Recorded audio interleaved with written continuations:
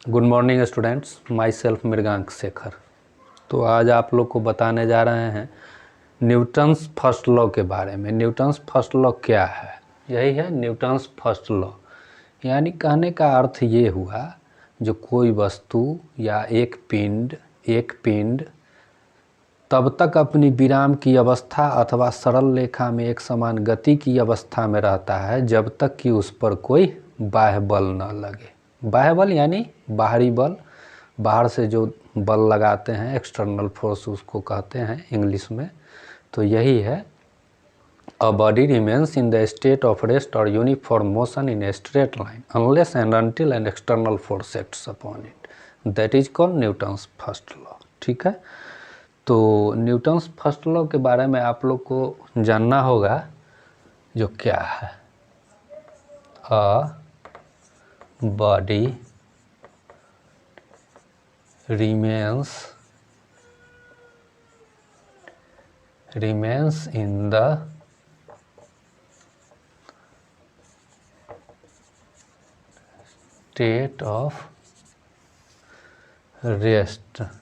state of rest or uniform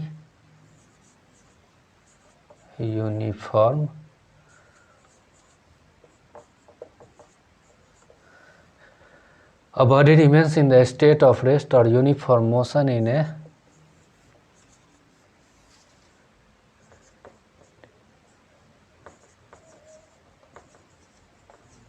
straight line unless and until an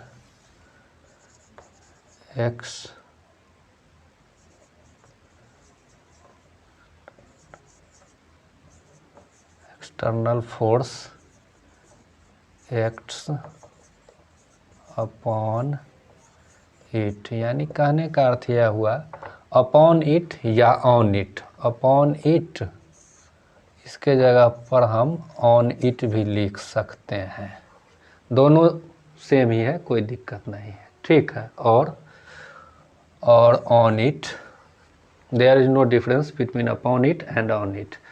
a body का अर्थ हुआ एक वस्तु, एक पिंड, रिमेन्स बना रहता है, इन द स्टेट यानी कि स्टेट का अर्थ होता है अवस्था, रेस्ट का विराम, यूनिफॉर्म का होता है एक समान, मोशन का अर्थ होता है गति, स्ट्रेट लाइन यानी कि सरल रेखा, अनलेस जब तक नहीं, एंड और अनटिल तक, N external force acts upon it यानी कि बाहरी बल एक्ट्स अपॉन इट।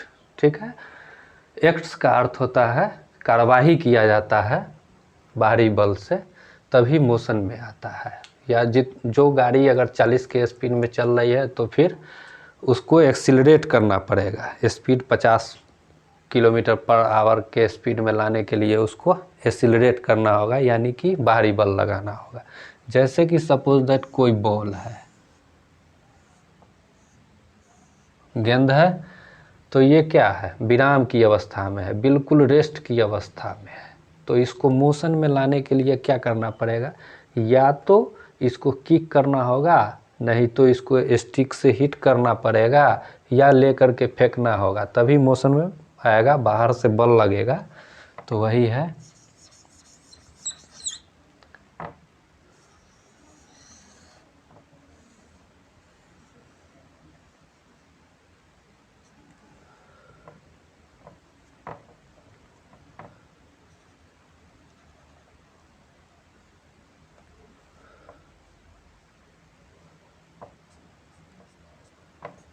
कि ये जो है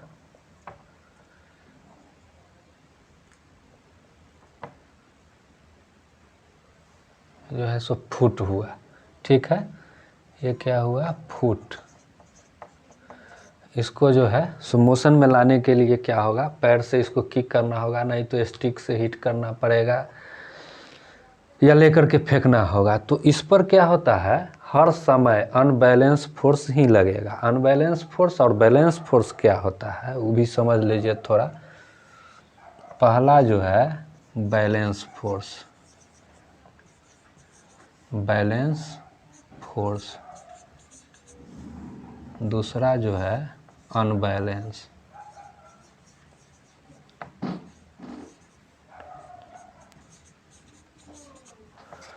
बैलेंस फोर्स क्या है, अनबैलेंस फोर्स क्या है? बैलेंस फोर्स होता है when the resultant force acting on a body is equal to zero.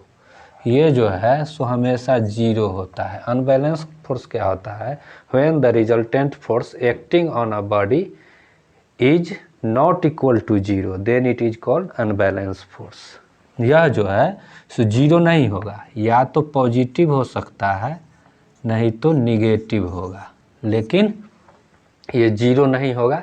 तो इस पर हर समय जो है सो अप्लाई होगा unbalance force. Always apply unbalance force, always apply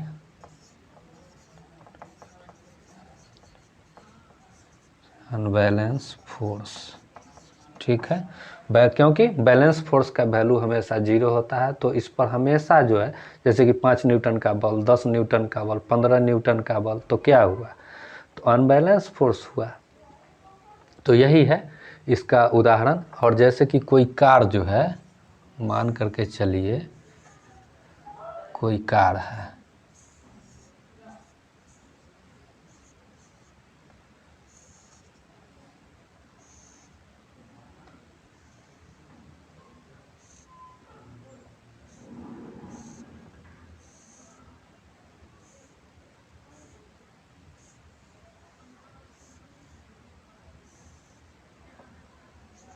मान करके चलिए कोई कार है, 40 किलोमीटर पर आवर के स्पीड से जा रहा है, तो इसके मोशन में चेंज करना है, मोशन को चेंज करना है, गति में बदलाव करना है। तो क्या होगा, जैसे कि 40 किलोमीटर पर आवर के स्पीड से जा रही है गाड़ी, तो इसके मोशन में चेंजिंग कब होगा, वही है जो इसको एक्सीलरेट करना पड़ेगा, एक्सटर्नल फोर्स लगाना पड़ेगा। यही है इसका उदाहरण। तो एक कहानी है जिसके बाद हम शुरू किए हैं। एक एग्ज़ाम के सेंटर पर हम भी गए हुए थे समस्तीपुर में, तो वहाँ पर 2 लड़की आई, तो उससे हम पूछे एग्ज़ाम तुम लोग का है क्या, तो बोली जी सर। कहे तब तैयारी वैयारी हो गया है, तो हाँ हो गया है। हम कहे जो ठीक है तो क्या सब्जेक्ट है, तो बताई जो साइंस है। कहे साइंस है, तो जी सर। हम कहे जे तो पूरा तैयारी है, तो चलो 2-4 ठो चीज़ हम पूछते हैं, बताओ। तो कही जे ठीक है सर पूछिए। तो हम पूछे उससे, चलो न्यूटन साहब के बारे में बताओ, जो 3 गो लॉ जो दिए, कौन कौन लॉ दिए। तो हमारा मुंह देख रही थी। हम कहे कि जो मुंह देख रही है, मुंह देखने से थोड़े होगा, हम कोनो घोरुआ लेकर के चलते हैं, जो घोर का तोरा पिया देंगे आ तोरा सब याद हो जाएगा आ सब तुम जान जाएगी, ऐसा तो नहीं होता है। अब पढ़ने के समय में घूमेगा बच्चा तो कैसे होगा, इसलिए हम बिल्कुल समझा करके बताए हैं। कोई भी कमज़ोर बच्चा भी अगर होगा तो हर चीज़ समझ लेगा। अब बताइए वो सब गार्जियन को ठग रहा है ऐसा ऐसा बच्चा, अब जिसको कुछ पते नहीं है, हिंदियों में 2 लाइन कहती तो हम समझते हैं चलो भाई पढ़ रही है, कुछ नहीं। अब हम तो बिल्कुल समझा करके बता दिए हैं। लेवल जो है इसका +2 का है, लेकिन बच्चा अगर चाहेगा तो 8th से लेकर के 12 तक पढ़ेगा, कोई दिक्कत नहीं है। एकदम टॉप क्लास का ये हुआ न्यूटन्स फर्स्ट लॉ का जो है, सो इसमें कोई डाउट नहीं है। और यह संस्था हम शुरू किए हैं, उसी को देख करके हमको लगा ना बैठने से काम नहीं चलेगा, बच्चा सबको जो है सो शिक्षा का बिल्कुल अथिये नहीं है, ध्यान नहीं है। तो ध्यान दिलाने के लिए हम ये शुरू किए हैं। हर बच्चा ध्यान दे और पढ़ाई करे मन लगा करके, और समझे, समझ करके पढ़े, ताकि याद करने में भी उसको सहूलियत होगा। सबसे मेन चीज़ है, जो हम भी पढ़ने गए थे तो इसी तरह जो है हिंदी मीडियम वाले थे, एक इंग्लिश मीडियम मिला पढ़ने के लिए, तो इसके ऊपर से जो है सो पास हो जाता था। हम क्या करते थे, 15-20 रोज जो है सो मुजफ्फरपुर से चले आए। हम कहे कि जो ना हम नहीं रहेंगे, हमसे पढ़ाई नहीं होगा, लेकिन एक चीज़ आप लोग समझिए, कुछ भारी नहीं है, सिर्फ जो है प्रैक्टिस का खेल है। और इस पर जो है पढ़ाई पर प्रैक्टिस कीजिए, और जितना प्रैक्टिस कीजिएगा उतना जल्दी आपको याद होगा।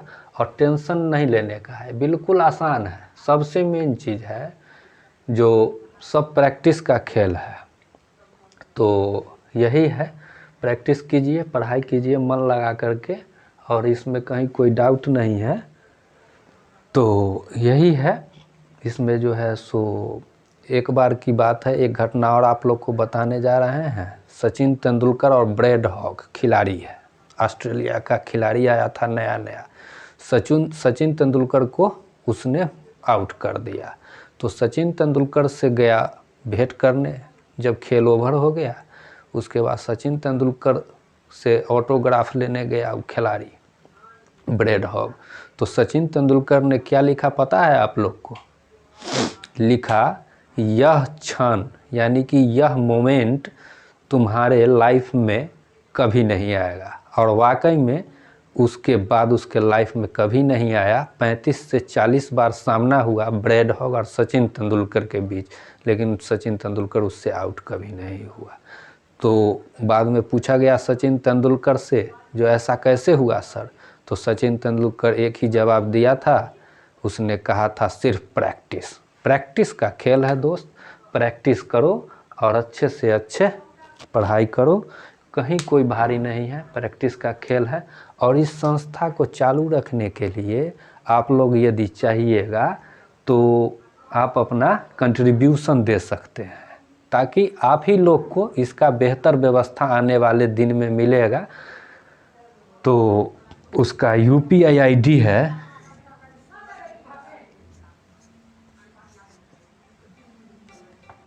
9835155568